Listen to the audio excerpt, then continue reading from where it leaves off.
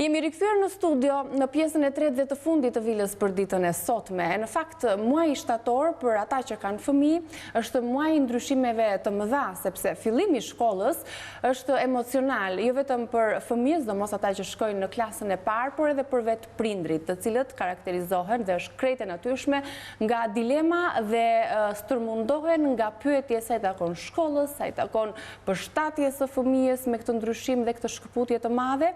Do t'japim disa këshilla të nevojshme psikologu se si ju ta përjetoni sa më bukur dhe të mos jetë e dhimbshme kjo mënyrë, le të themi, e ndarjes dhe e kërkimit të pavarësisë të vetë fëmijës i cili nis një aventurë të re. Por më parë do të njihemi se si nis ky vit i ri shkollor. Do të njihemi edhe me koston totale, kemi bërë një vëzhgim në teren me gazetarin Elda Lame për të kuptuar se sa i kushton një familje shqiptare nisja e shkollës, fillimi i vitit të parë, pse jo, edhe për ata që kanë më tepër më shumë se një fëmijë. Bashkia e Tiranës përgjatë këtij sezoni, por edhe përgjatë gjithë vitit, ka bërë këtë monitorim, le të themi, të shkollave në Tiranë dhe ju dini tashmë që janë në proces ndërtimi shkollash të reja. Si fillon ky vit i ri mësimor, përsa i takon kushteve higjieno-sanitare, që është edhe një dilemë e prindërve, përsa i takon infrastrukturës dhe si dhe sa do të shmanget mësimi me 2 turne. Për këtë temë të parë, kam të ftuar në studio përgjegjësen e sektorit objekteve në Bashkinë e Tiranës, zonjën Ilda Qazimllari. Përshëndetje, mirë se vjen në Vila 24, dhe kënaqësi që ta nisim bashkë në fal këtë pjesë paneli, këtë pjesë të tretë të Vilës në këtë sezon të ri. Kemi përzgjedhur duke qenë se për gati një javë do të nisi procesi mësimor, dhe sa gati jemi, sa i takon kësaj pjese, pra infrastrukturës, ndërtimit të shkollave, rekonstruksionit. Për gjatë 3 muajve të verës, që ishin 3 muaj goxha të vrullshëm për shkollat, Bashkia e Tiranës është përpjekur që të bëjë një kalim dhe një inspektim të gjithë objekteve arsimore, dhe jo vetëm brenda qytetit të Tiranës, por dhe të njësive të saj administrative që tashmë janë shtuar. Kështu që në kuadrin e mirëmbajtjes është bërë një mirëmbajtje të gjithë problematikave të prekshme të objekteve arsimore, kryesisht të shkollave, siç janë nyjet sanitare, probleme lagështie, apo ajo që është mirëmbajtja e përhershme që konsiston në lyerje dhe në riparime të orendive të shkollave. Një pjesë e mirë e tyre kanë qenë me këto probleme, mund të keni bërë një përllogëritje se si në çfarë gjendje janë lënë? Përgjithsisht, të gjithë objektet shfaqin probleme pas një viti përdorimi, të një viti akademik.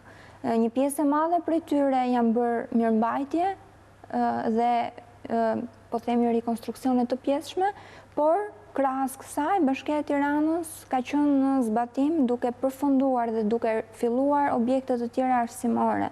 Kështu 3 apo 4 shkolla janë bërë rekonstruksione të plota, tashmë kanë përfunduar, janë gati për vitin e ri shkollor. 2 të tjera, të cilat janë shkolla e Minduraku, është shkolla Sinan Tafaj, është shkolla e mesme, dhe është shkolla 4 Dëshmorët. Krahas tyre, aktualisht Bashkia e Tiranës është në proces, por që mbaron së shpejti dhe po themi dhe ky vit arsimor mund t'i kapin në këtë shkollë, dhe është shkolla 1 Maj, e cila njihet për fluksin shumë të madh të fëmijëve, dhe krahas saj, përveç shkollave të përgjithshme, Bashkia e Tiranës është duke u marrë dhe t'i kushtoj vëmendje të veçantë shkollave profesionale dhe speciale, siç është rasti i shkollës mesme, Liceut Artistik Jordan Misja, i cili sërish pritet që për rreth një muaj e pak të përfundojë dhe të mund të futen të gjithë fëmijët në këto objekt. Pra, duke ndërtuar, le të themi, shkollat e përveç shkollave ekzistuese të cilat Bashkia e Tiranës i ka parë me vëmendje dhe ka bërë rekonstruksionin e tyre për një fillim të mbarë, si thua, dhe për gjatë gjithë vitit, këto shkollat e reja që do të ndërtohen, numri ishte diku te gati në total 20? 20 shkollat e reja janë pjesë e projektit partneritetit publik-privat. Është filluar me 2 të reja, ku njëra ka qenë shkollë ekzistuese, siç është Hoxha Tasimi, por është shëmbur dhe po rindërtohet nga fillimi për të rritur kapacitetin dhe për të qenë brenda kushteve bashkëkohore dhe standardeve. Shkolla tjetër është e re dhe është shkolla në kombinat, është pranë sheshit Garibaldi, pranë qendrës së kombinatit. Kjo filloi 20-ën e shkollave që fillon së shpejti ndërtimin, me të mbaruar procedurat ligjore.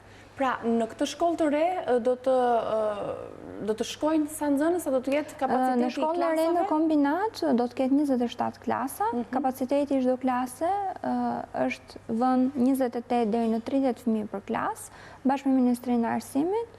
Po përpiqemi që të mbetet ky standard për të gjithë shkollat. Për të gjithë shkollat. Duke u ndërtuar shkollat e reja, do të mund të arrijmë në këtë lloj standardi pothuajse në të gjitha. E kuptoj. Do të ketë padyshim edhe këtë vit, përderisa ende nuk është përfunduar ai objektiv që bashkia ka për ndërtimin e shkollave të reja, pra do të ketë sërish mësime turne. Sërish me gjithë përpjekjet e rikonstruksioneve dhe shtesave të pjesshme të objekteve arsimore, dhe këtë vit fatkeqësisht në disa prej shkollave do të kemi 2 turne. Besoj vitin që vjen, shkollor, ku do përpiqemi të përfundojmë dhe 2 shkollat që kanë nisur tani të reja, do mund të eliminojmë disi pothuajse fare 2 turnet në shkolla. Kjo do të sjellë, le të themi, dhe shtimin e stafit, punësimin e mësuesve, pra lidhen sigurisht në mënyrë. Bashkia kanë qenë sinkron me drejtorinë arsimore rajonale, po ashtu me Ministrinë e Arsimit, që pjesa e stafit të jetë në gatishmëri në momentin që objektet do të jenë gati. E kuptoj. Ne e kishim programuar në fakt që të kishim në këtë panel edhe përfaqësues të Ministrisë së Arsimit, por në mënyrë zyrtare na shtojnë që një deklaratë nga ky institucion do të jetë përgjatë ditës së sotme, një deklaratë që do të jetë për të gjitha mediat, për të dhënë informacionet më të fundit, le të themi është gati, problemet me tekstet, me kurrikulum, me programet mësimore, gjithçka e re që nis për këtë sezon të ri shkollor këtu në vendin tonë. Tjetër, çfarë problematike është diskutuar dhe a ka probleme të cilat janë, le të themi, në fazë sipër apo kanë mbetur pa u rregulluar për shkak të kohës, sepse ka mbetur vetëm një javë për nisjen e procesit. Kryesisht pjesa që mund të bëhej për objektet arsimore dhe që kozgjatja e këtyre riparimeve mund të ishte 2 apo 3 muaj, është bërë. Pjesa që zgjat pak, pjesa e rikonstruksioneve të plota, shtesave apo objekteve të reja, me mbarimin e procedurave ligjore nisin dhe pritet madje që 2 apo 3 shkollat të reja të nisin. Ndërto, vëmendje do t'i kushtohet sërish shkollave speciale, siç është shkolla koreografike, shkolla e baletit, krahas të përgjithshmeve, për ta sjellë atë konform standardeve. Tashi, bashkia është një bashki gjigande, bashki e madhe me ndarjen territoriale. Për sa i takon shkollave në periferi, është bërë një vëzhgim, kushtet si janë? Shkollat në ish komunat apo në njësitë administrative të sotme, janë bërë mirëmbajtje ashtu siç është bërë dhe brenda territorit të qytetit të Tiranës. Krahas kësaj, pritet që së shpejti të lidhen në kontratat për terrene sportive, për ndërtim terrene sportive në 2 prej shkollave të mesme, njëra në Shëngjerq dhe tjetra në Fark, e mesmja e bashkuar. Dhe krahas kësaj, sërish të vazhdojmë dhe presim që të lidhen kontratat dhe të rifillojmë punime dhe në objekte të tjera arsimore në njësitë administrative. Pra, jo vetëm vëmendja, le të themi, brenda Tiranës, por edhe në njësitë e tjera administrative. Edhe në njësitë e tjera, po, patjetër. Me një sy kritik ndoshta. Faleminderit shumë që erdhët në Vila 24, tham shkurt problematika dhe si duket me sa kuptova jemi gati për të nisur procesin mësimor. Edhe pse takon punës së Bashkisë së Tiranës, shumë suksese. Një dileme madhe për sa i takon, le të themi, fillimit të shkollës apo pyetje që shqetësojnë prindrit dhe veçanërisht nënat, është edhe kostoja totale për të përgatitur për të nisur vitin e ri shkollor. Kemi shkuar në terren, gazetarja Elda Lame ka intervistuar 2 nëna bashkë me fëmijët për të përllogaritur në total mesatarisht sa na kushton nisja e shkollës. E ndjekim, pas pak do të marrim këshilla nga psikologu për këtë momentin e shkëputjes.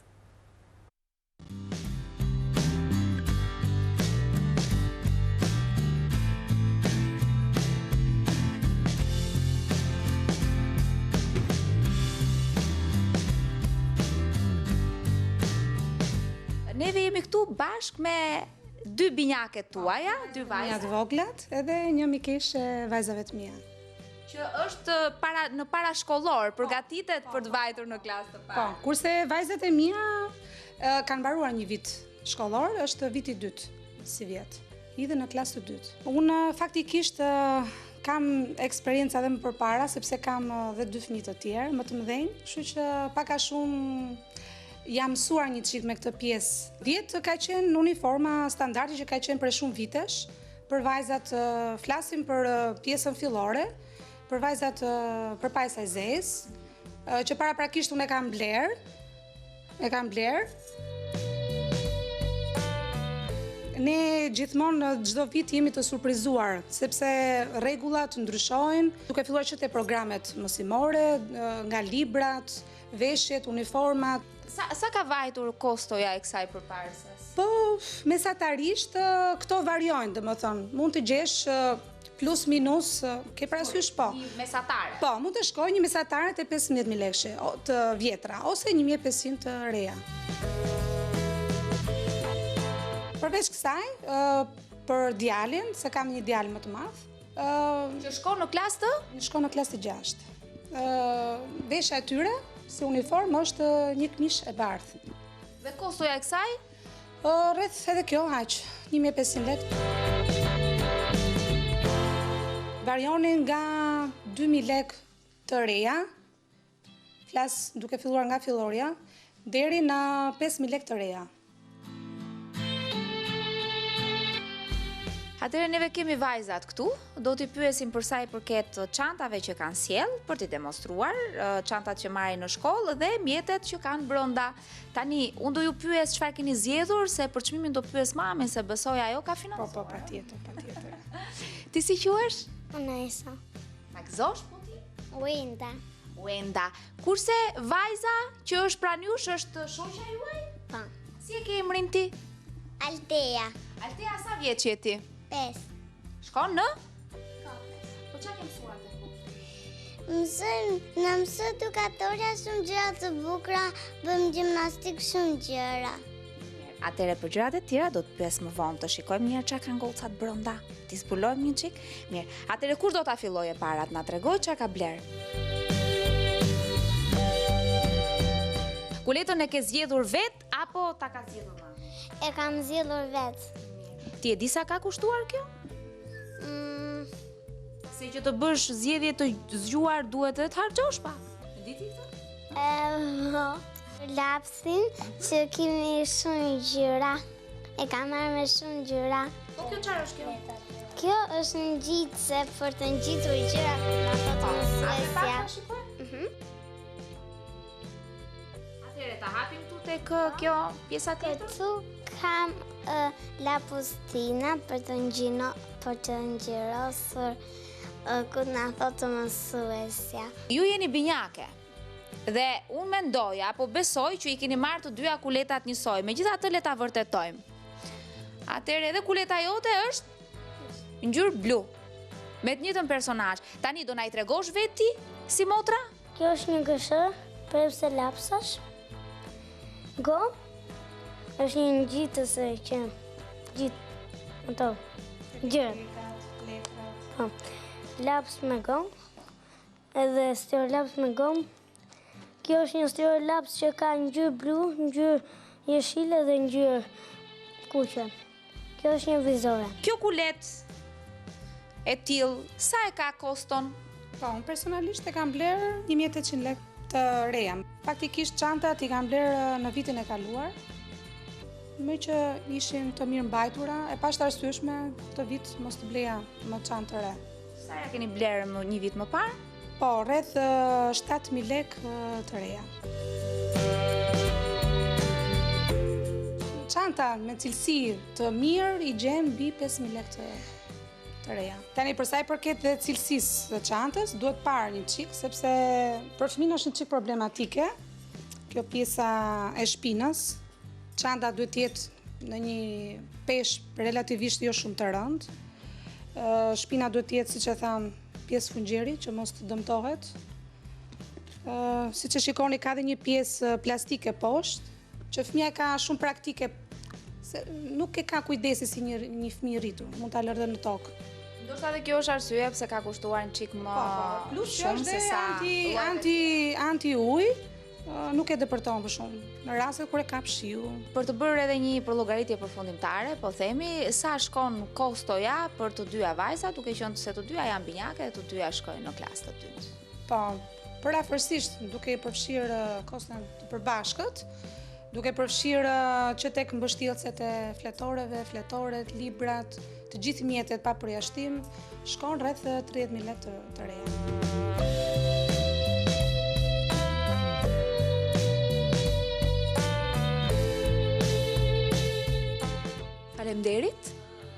Tani mund të përshëndetemi dhe ju uroj sukseset më tejshme.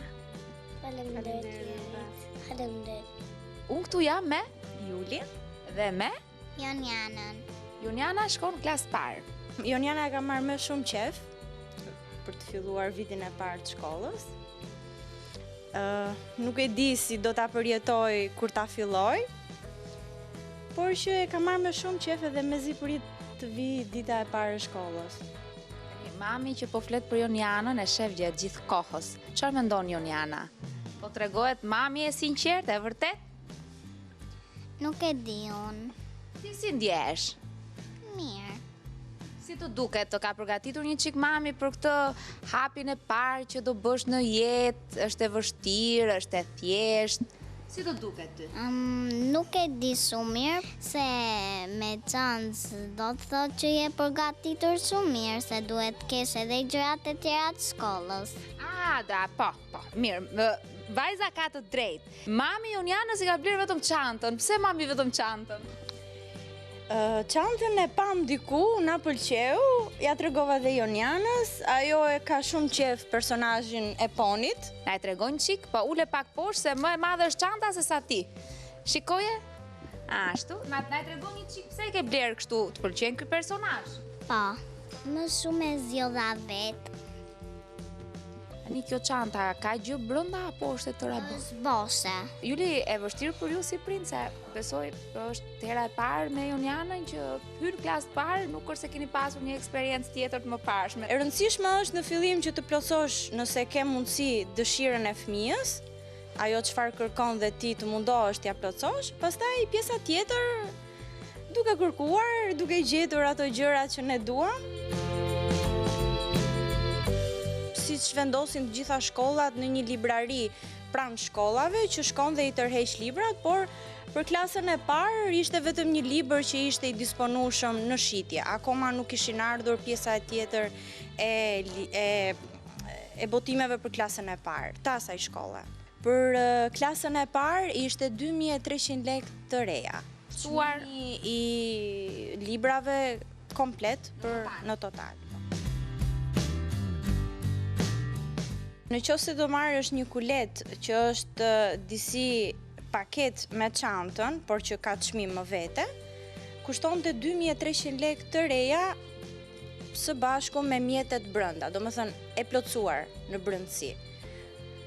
Në qoftë se do marrësh ato kulet pa mjetet e brendshme, por që nuk të leverdis sepse e njëjta gjë është nëse do t'i marrësh veç e veç, do t'i bashkosh brap, e njëjta çmim do të dali. Kështu që ajo kushton 2300 lekë, por që ka edhe kuleta të tjera që janë shumë të bukura me çmim më të ulët, edhe më të arsyeshëm. Të uroj shumë suksese, të mësosh sa më shumë gjëra të mira, që të bëhesh vajzë mbar. Këtë do ta bëj. Sigurisht që do ta bëj këtë, se pse mbetem me fundit e klasës.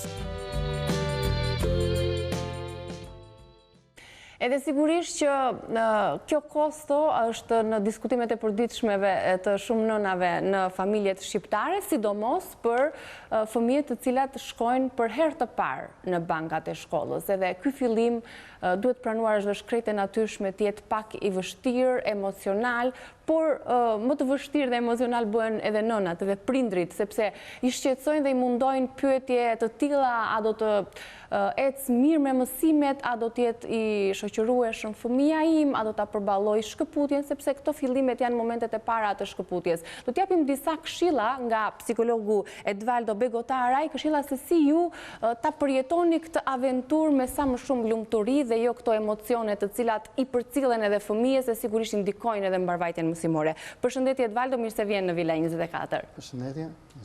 Kemi një javë kohë në fakt që nënat të mësohen dhe të marrin këshilla që t'i zbatojnë në praktikën e tyre të përditshmërisë me fëmijët. Dhe një javë për të nisur shkollën. Shpeshherë ai momenti i parë i shkëputjes, dita e parë shoqërohet me të qara. Të gjithë i mbajmë mend, ditën e parë ku kemi qarë, shkëputje, pasiguria, mosnjohja e kolegëve edhe mësuesve. Çfarë këshilloni?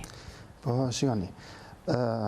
Është pak delikat si moment, Ka emocione, fëmija ka patjetër emocione sepse është diçka e re, papritur, edhe fëmijët të cilët më parë kanë frekuentuar kopshtet, sërish është diçka e re. Kështu që unë mund të them që ka emocione si pozitive dhe negative, ose ka një ndërthurje të Emocioneve. Të emocionet, edhe të ankthit, edhe të frikës, po edhe të entuziazmit, cilat mund të shkaktojnë dhe një stres të vogël te fëmija. Gjithsesi, prindin në këtë moment, për ta inkurajuar dhe më tepër fëmijën, nuk duhet që të transmetojnë ato frikrat e vet ose ato dilemat, pritshmëritë e tyre, të transmetojnë te fëmija. Duhet të tregojnë sa më të qetë, entuziast patjetër, sepse është një moment jo vetëm delikat dhe i veçantë, por është një moment që do kujtohet për gjithë jetën tek fëmija. Çfarë gabimesh bëjnë prindrit dhe çfarë nuk duhet të bëjnë të paktën gjatë kësaj jave, sepse dëgjoj shpesh prindër që u thon fëmijëve edhe një javë kohë do të luash, s'ka më lojra. Është vërtet duhet t'i ndalojnë fare me thik lojrat? Lojrat janë pjesë e rritjes, pjesë e edukimit. Ka një ndryshim në jetën e përditshme të fëmijës, sepse ka 3, 4, 5, 6 vjet për shembull që është mësuar që ditën ta kaloj me lojra ose në ambientin familjar. Tashmë hyn në një stad të ri. Në një jetë të re, tamam, është një aventurë. Po, në përditshmërinë e jetës hyn në një rutinë e cila do ta shoqëroj për një kohë të gjatë. Kështu që lojra nuk duhen eliminuar, por duhet të jenë shoqëruese të këtij stadi të ri. Dhe patjetër që të jenë në orarin e duhur mbasdite apo varet kur është pikërisht, sa e rëndësishme është kjo rutina ditore për ta mirë organizuar familja, qoftë me gjumin e mbrëmjes, qoftë me orarin e lojës, qoftë me orarin e mësimeve, në mënyrë që të mos jetë një rutinë e lodhshme për fëmijën, një ngarkesë, dihet që ka ngarkesë shkolla. Unë jam i mendimit që duhet një farë organizimi, që edhe të mos bëhet rutinë, por dhe që fëmija të mësohet me këtë rregull, sepse tashmë nuk ka vetëm lojra, por duhet parë procesi mësimor si një faktor ndihmues në organizimin e ditës. Gjatë ta zëmë se kemi shkollën paradite, fëmija do kthehet në shtëpi, atëherë prindi duhet të jetë i kujdesshëm që t'i siguroj edhe një moment shlodhje, por më pas t'i bëj të ditur që ka mësime, por ka dhe lojra. Dhe ky stadi i ri nënkuptojnë që pas ditës të ketë një tjetër moment shlodhje, lojrat janë pjesë e kësaj, por dhe mësimet janë mos t'jenë lose, mos t'jenë monotone. Si mund bëhet kjo?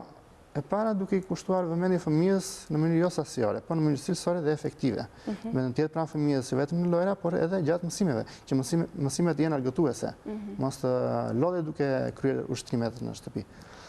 Tjetër, koha efektive të jetë prindit jetë i dedikuar posaçërisht tek fëmija, po mos ta ketë mendje në aktivitetet tjera të përditshme që ka. Që e neglizhojnë këtë kujdesje. Kontakti me fëmijën të jetë i drejt për drejt, shikimi në sy. Prindi duhet të ketë parasysh që fëmija është gjithmonë përdor gjithmonë imitimin social. Kështu që imiton çdo sjellje të tij. Kjo duhet të jetë e rëndësishme për prindin sepse ai do të di që çdo lëvizje, çdo komunikim i tij verbal apo jo verbal thithet nga fëmija dhe memorizohet. Kështu që duhet jetë i kujdesshëm dhe në transmetimin e emocioneve të veta. Sa mirë nëse fëmija vjen i qeshur, i lumtur, i gëzuar me dëshirën e energjinë për të shkuar të nesme, për fëmijët të cilët kthehen duke qarë dhe që nuk duan të shkojnë. Kanë temperament tjetër, është mësuesi, është ambienti, është prindi, si mund ta rregullojmë këtë? Ka shumë faktor, nuk mund të vëmë gishtin tek mësuesi apo te prindi, por mund të ndikohet qoftë edhe nga mësuesi, qoftë edhe nga shoqëria, por edhe nga pritshmëritë me të cilat prindi gjatë asaj jave i ngarkojnë fëmijës kur të shkojnë në shkollë. Është gjithë akumulimi, le të themi, i javës. Gjithmonë vjen në sy kjo e qara, sepse të shkosh me buzëqeshje të tjerë është diçka pozitive. E qara duhet pranuar. Ta lëm të qaj fëmijën, të paktën të shprehësh emocion. Është një emocion i cili duhet shprehur, dhe nëse qan, ta pranoj me buzëqeshje, me mirësi dhe në mënyrë të drejtë për drejtë të komunikojmë arsyet e kësaj sjellje. E kuptoj. Tjetër, mos të bëhet krahasimi me fëmijë të tjerë, të cilët nuk qajnë. Nuk qanë personi, krahasimi sepse një i ulin besimin vetvete dhe dy i ulin vetvlerësimin. E kuptoj. Kjo nuk duhet përdojnë shpesh të prindit. Kam përshtypjen jo vetëm për të qarën ky krahasimi, është i dëmshëm për rritje. Kjo bëhet më tej në procesin mësimor. Shiko tjetër që mëson më shumë duhet të bërësie etj. Kjo duhet evituar, dëshmangur dhe duhet komunikuar, duhet krijuar një urlise me mësuesin. Jam pak skeptik me këtë. Prindër mësues, si duhet jetë kjo marrëdhënie? Duhet krijuar një raport komunikimi konstruktiv. Mësuesi nuk duhet parë si një element shpërqendrues i fëmijës ose element gjykues, por do të jetë një hallkë ndihmëse e prindit për edukimin e fëmijës së vet. Sepse dhe ju e thatë, ka dhe prindër që thonë fëmija im nuk është mirë me mësime për shkak të mësuesit. Kjo ndodh sepse ne nuk pranojmë gabimet tona, qoftë në edukim, qoftë edhe në rritje. Apo nuk i kuptojmë ndoshta? Nuk i pranojmë. Është një mekanizëm mbrojtës. Është një mekanizëm mbrojtës që themi jo, fëmija më është mirë, por është mësuesi që nuk ashtu. Që ta dim që mësuesi është i keq apo jo, ne do të krijojmë këtë urëndësi, këtë dialog dhe të dim si ta arrisim fëmijën tonë, sepse nesër pas nesër ai nuk i përgjigjet mësuesit, por i përgjigjet njohurisë. Mësuesi në këtë rast është një hallkë ndihmëse në edukim. Nuk është ai të cilin ne i bëjmë raport, fëmia i bën raport. Por mësuesi duhet ta shfrytëzoj për të rritur nga ana për të përmirësuar nga ana e mësimeve. Cilat janë sjelljet që ka fëmia në kontaktin e parë me këtë shkëputjen nga prindit? Çfarë sjellje? Është më i papërqendruar, është më i ndrojtur apo varet? Mund të ndodhi dhe kundërta, pra duke qenë një fëmijë çakon mund ndodhi dhe kundërta të mbyllet, por ndodhi dhe kundërta që duke u rritur në një ambient familjar konstruktiv mund të shkas për shkak të shoqërisë apo për një sjellje mund ndodhi kundërta që nga i ndrojtur të bëhet i hapur. Do të kemi parasysh që për 3-4 vjet ai është mësuar të jetë qendër vëmendjes në familje. Tashmë, nëse kemi një klasë me 20 nxënës apo 30 nxënës, vëmendja që kushtohet është një 30 apo një 20. Dhe këta i nuk arrin ta kapacitoj, ta aftësoj, sepse thotë që është gjithë ky ndryshim. Deri dje isha unë i pari, tani jam një 30. Aq më tepër fëmijët të cilët janë të përkëdhelur, si ta themi, që kanë marrë më tepër përkëdhelje në familje. Dhe në këtë rast rolin delikat e ka mësuesja. Prandaj them që prindi në këtë rast duhet të jetë mësuesit dhe jo të thotë që kujdes fëmijën tim në krahasim më tepër se ç'duhet, por kima kujdes në kujtimin që mos marrë pas dore. E kuptoj. Do të thënë ajo vëmendje të ndahet në 30 pjesë. Është pak sa e vështirë, por që e realizojmë dot këtë me mësuesit? Është mision i vështirë, po i pamundur, sepse mësuesi për të është mësues, që të arritë të mos lërë asnjë fëmijë pas dore dhe të zvendësoj prindin në atë moment të ditës në shkollë. Po roli që ka mësuesi kam përshtypjen se është definitiv në këtë marrëdhënie dhe në këtë përqafim ndryshimesh apo jo? Me krahasim me fëmijën dhe me prindin, mësuesi ka ndonjëherë është dhe avantazh dhe disavanazh. Ky proces për të është një monotoni sepse është disa taje që kryen. Pra duhet që mos të jetë monoton, por duhet që të as hipokrit, sepse në një farë mënyrë ai po merr disa fëmijë të rinj dhe duhet që ti rrisë dhe në klasën e 2 të 3 me radhë. Proces impakti i fëmijës me shkollën duhet që mësuesi të jetë një amortizator, që fëmija mos ta kaloj si një traumë, por të ketë një kujtim. Të streset të përditshme, le të themi. Anksi të eliminohet nga dalë. Stresi të eliminohet po ashtu. Dhe që ky moment i fillimit të shkollës të kujtohet me pozitivitet gjithë jetën. Gjithë jetën, dhe të mos jetë stresue, sepse pasojat janë të mëvonshme. Pasojat pastaj mund të krijojnë komplekse. Kështu që mësuesi duhet të ketë kujdes që fëmijës mos i krijojë këto komplekse, që të ngelen. Janë këshilla këto edhe për mësuesin edhe për prindrit, ama ka dhe familje ku nxënësi i klasës së parë ka një motor apo një vlla të sapo lindur dhe dihet tashmë që vëmendja do të jetë te i vogla apo e vogla. Është shumë e vështirë sidomos kur e ke fëmijën në klasën e parë, sepse ju mbet kjo vëmendja që ju sapo thatë. Si ta rregullojmë? Çfarë të bëjmë prindrit? Sepse ka shumë familje që mund të kenë këtë rast. Gjithmonë kemi atë, duhet të flasim për organizimin e ditës. Patjetër që fëmia i vogël duhet të ketë një vëmendje të veçantë. Megjithatë, komunikimi në këtë rast është kyç, komunikimi jo vetëm me fjalë, por dhe me gjeste, komunikimi jo verbal. I duhet bërë të ditur fëmijës klasës së parë që tashmë nuk duhet ta kalon pas dore, sepse e mban ne ndonjëherë në këtë raste e konsiderojmë si një të rritur dhe bilesi ja shprehim. Tashmë i rritur është tjetër. Kjo nuk duhet bërë. Kjo nuk duhet bërë. Dhe e bëjmë. Kjo është gabim që e bëjmë prindrit. Po.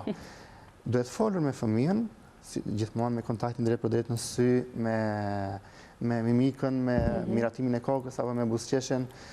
Duhet i komunikojmë që ai nuk është lënë pas dore. Por tashmë kemi një ndërthurje në marrëdhëniet tona. Ka hyrë dhe një është e vërtet, është dhe një, po, që do të ketë bashkë dhe... Ai duhet të ketë pjesën e vetë në këtë proces, por mos ta shohë si një angazhim, si një detyrim, por ta shohë më tepër si një formë argëtimi, vetëm të jetë pjesë e lojës së tij të ditës. Po, edhe në disa studime psikologjike që kam lexuar, më bëri përshtypje ky kontakti me sy që ju e përmendët disa herë në këtë bisedë, dhe është e rekomandueshme që edhe pozicioni i qëndrimit ballë për ballë tjetë njësoj me lartësinë e fëmijës. Jo prindri në këmbë dhe fëmija përdore. Të ullet e fëmija dhe ta shedhe për drejt. Dhe të kemi parasysh që fëmijan atë dashurin e ka element qëndror, sepse për 3 vjeç, 4 vjeç, 5 vjeç e ka patur. Dhe në këtë moment, thot pëse nuk e ka më. Atëre duhet që mos t'i mungoj kjo pjesa e dashurisë, ngrohtësisë dhe sigurisë. Dhe sigurisë. Faleminderit Edvaldo për gjitha këshilla, shpresoj të keqen të vlefshme për nënat e reja, për ata që do të çojnë fëmijët në klasën e parë, do të kemi sërish besoj tema që lidhen me këto këshilla. Faleminderit shumë, ditë mbar. Faleminderit dhe ju që na keni ndjekur, shpresoj të keni kaluar bukur në shoqërinë e puntatës së parë të sezonit të ri të Vila 24, do të shihemi sigurisht nesër në 8:35. Mos e humbisni, kalofshi bukur, qëndroni në News 24.